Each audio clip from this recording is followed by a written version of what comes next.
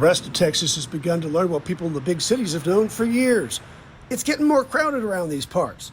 It's begun to affect commute times for people like David Reed. How far are you willing to drive to go to work? What's the most you drive? I drive 30 miles right now, so that's comfortable for me. Would you drive further? Depending on the money. If the money's good, I'll drive a little further. And that's affected growth patterns in both Central Texas and the Brazos Valley. Planner Chris Avila says it's all about convenience. They don't want to live necessarily too far away from, say, where they work or where their kids go to school. This map showing growth in McLennan County looks a lot like one you'd see for Bell, and to a lesser extent Brazos and other counties. It shows all the developed property up to a few years ago. Notice the little pockets of growth? Eventually we'll need new or bigger roads to get from place to place. Avila has a plan for accommodating that growth. Just one catch.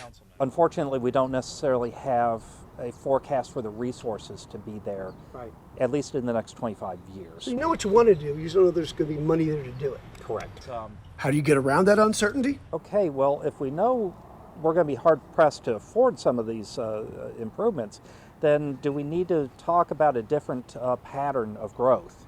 One that maybe isn't as dependent on some of these really big transportation projects. Planners call the concept smart growth. In probably oversimplified terms, growing only where you can afford to, areas already served by water, sewer, and roads. As far as the network is concerned, we've got the bones in place. We can definitely build upon that.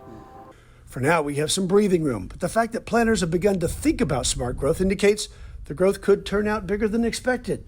No news to Reed, who says where he lives, it's already here. Where we're from, the traffic's getting worse. Longer delays, bumper to bumper, short tempers, that kind of thing, but that's just life. But it doesn't have to be. Tonight at 5 and 6 on 25 News, I'll look at some of our options.